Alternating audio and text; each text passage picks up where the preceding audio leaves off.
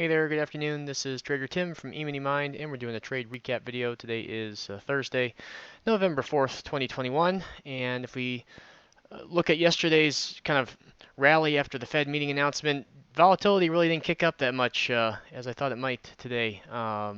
Going into the next 6 weeks, we've got Thanksgiving in the mix. Thursday, Friday will be market holidays there, and then the next Fed meeting isn't until December 14th and 15th. So sometime between now and then, we've got the debt ceiling likely to come up here in the beginning of December and add some volatility. But as of right now, we're just continuing course, heading higher.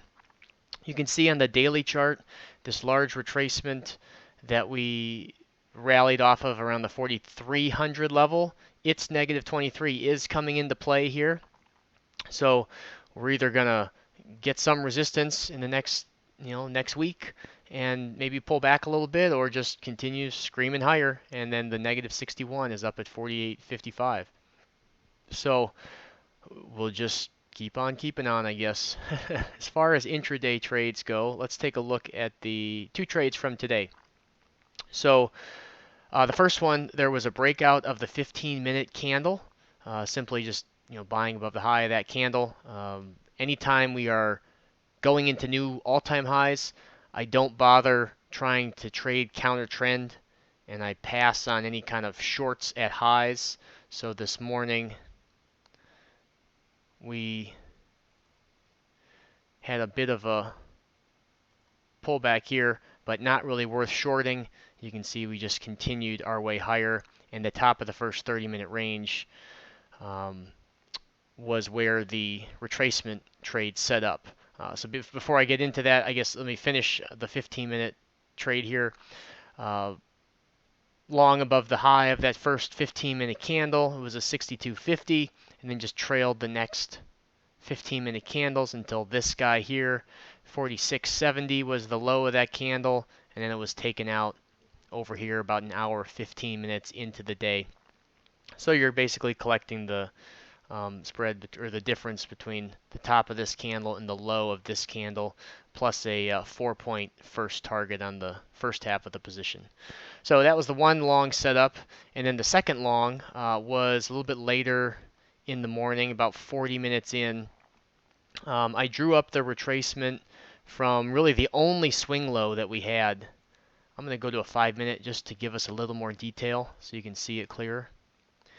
There wasn't a full retracement from lows this morning, and that happens a lot when we go into new all-time highs, and that's the reason where that 15-minute gap play or that 15-minute breakout comes in handy, because you don't always get a retracement, and sometimes the market moves right off the open and then doesn't make a pullback for you to capitalize on. So being able to take advantage of a breakout early like that, you're still getting in the trend pretty early enough, so there's a lot of reward to be had. And with that 15-minute play, I'm using a 4-point stop. So going to the retracement, I didn't end up using the low of the day, which was back here. I ended up using this higher low from right around the top of the hour, 30 minutes in, to highs about 40 minutes into the day, and that 50% lined up really nicely with the top of the first 30-minute range. So anytime I have a 30-minute high, we broke through the 30-minute range and we pulled back to it. That 30-minute high then acts as support, and you also have the 50% retracement acting as support. So it was a 46.71. That one went up for a first target. Just drew the next retracement like that as a way to trail the stop. You could come in here and draw the next retracement. We didn't complete to the negative 23% target yet. So if you did that, you could bring your stop up a little bit higher underneath that 61.8 versus leaving it here under the swing low or under the 61.8 here. But this one didn't really get a ton of follow through, so got its first target, got to break even, and then we kind of drifted back down into the first 30-minute range, sold off, made it almost to the bottom of the first 30-minute range. And any time we're trading above it, like the first 30-minute high.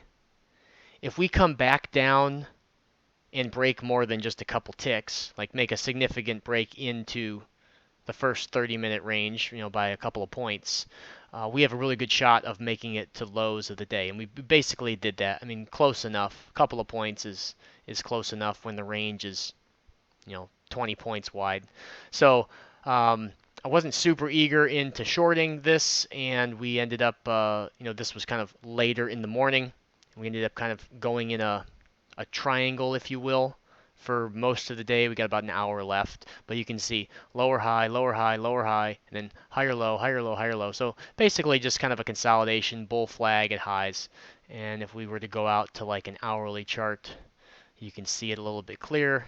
Here's the pole, here's the flag, and so we'll just continue doing what we're doing here as long as we keep going higher.